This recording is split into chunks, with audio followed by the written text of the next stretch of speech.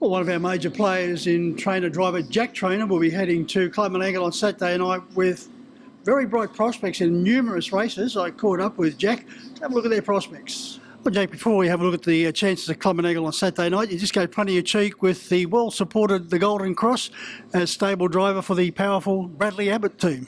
Yeah, that's right, Mick. We give him something to chase. I see he was heavily back, so unfortunately we couldn't quite get him across the line, but yeah, Brad's doing a good job with him, and I don't know if you're talking about the power of himself or the horses, but yeah, I don't know about that one. Yeah, he does a good job, Brad.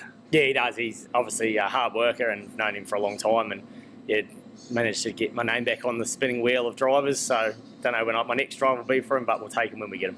He doesn't have too many stars, as we know, Brad. He has a lot of horses that he's patched up, but he's had his fair share of success, which is good to see. Yeah, he has. He's good with those older horses and seems to give them a new lease of life. And obviously his main horse being Don Boston, he's done a crazy job for him. So he's still poking around. And yeah, like I said, he's a good fella, so he deserves everything.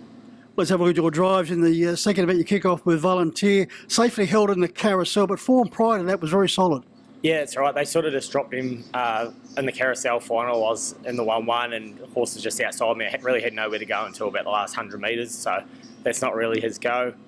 He's drawn one, he's got enough speed to hold a forward spot, and probably Gentry looks like it's probably well graded in that race after last week's performance, so if we can tag its back most of the way, and definitely a running place chance from there. Over to the third, a horse you know well, Chevron Art, now with Blake Fitzpatrick, coming off a fourth, only 1.5 metres from Black Onyx. Yeah, he went good last start. The further we went, the closer he got to them. He come from well back and would have run a nice last half. He's back in the condition race again, so this is the sort of race that's suited to him, so he's always that knockout hope. Mare's race looks intriguing, Jack, in particular with Jason Grimson having a newcomer to the stable from New Zealand in Double Down, nicely drawn in gate 1. You're attacking this race with a three-pronged attack, Stella Arden, Arden's Delight and Teresa Love. Yeah, could be the only way you can beat one of Grimo's at the moment is just by numbers, so we're going to have a crack. And yeah, Double Down's obviously a nice enough filly. It's drawn 1, so it'll be interesting to see how she matches up against them, but all three of my mares are in great form and can't fault them. They've all had, so far this week, they've all been really well. And yeah, it's a little bit of a hard map to map. I believe Arden's Delight's probably got enough pace to get across them early. Stella Arden seems to do her best work sitting in and using her speed, and Teresa Love's really found a good patch of form at the moment. I'm really happy with her, and she's had to do it tough for the last 3 or 4 starts in park, and she's been doing it with comfortable ease, so they're all good within themselves. It's probably hard to pick one. If I had to really narrow one down, I'd probably say Arden's Delight, because I'm hoping she'll be up on the bunny.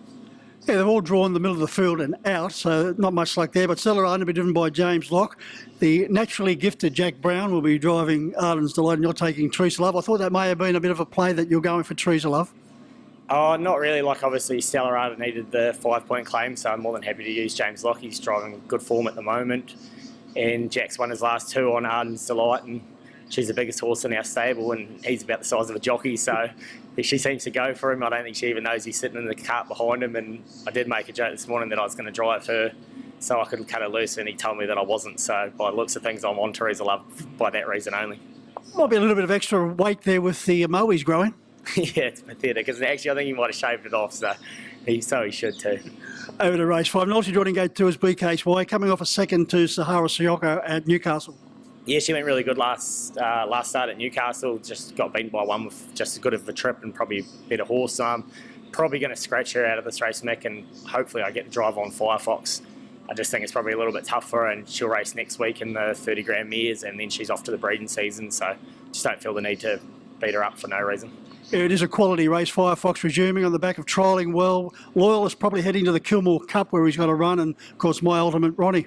Yeah, that's right. It's a great field.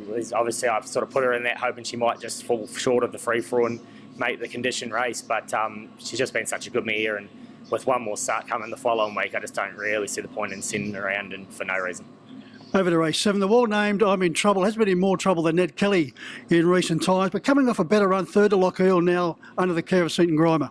Yeah, that's right. He's got a few quirks, this fella. Obviously, I know firsthand I had him there for a little bit of a stint, and he went a lot better last start. He sort of was just, he got checked a few runs ago quite badly, and then the next couple of starts he just lost his confidence racing on a helmet, and just the slightest little movement was enough to send him out of his gear. So it looked like Seaton fixed him up and had him going a lot better last starts, and he's in a race that he's definitely a chance in.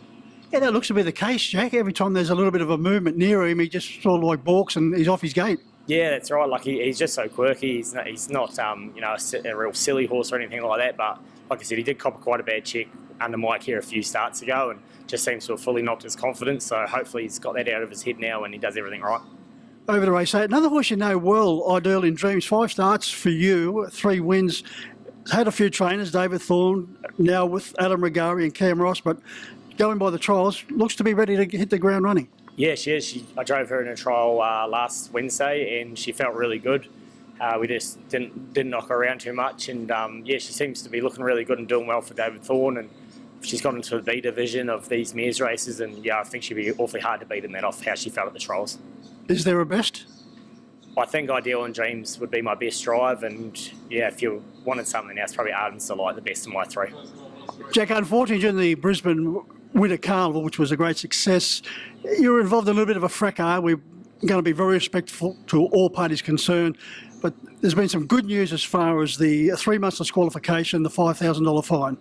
Yeah, it did. Obviously found myself in a little bit of trouble there, Mick, and something that the 3 months disqualification, we just thought that it was a little bit too harsh, and for considering all the factors and each individual involvement. And yeah, luckily enough, we got to go to an appeal and had a really good hearing. We were really well looked after by Racing Queensland and the harness racing stewards, and yeah, I believe a more fair result come of it. Obviously, 3 months downgraded to a $5,000 fine, which is still a lot of money, but yeah, we just obviously we apologise for the way we acted, and obviously probably acted out of line in a way. But regarding all the circumstances, I'm just glad that a fairer result was come of it.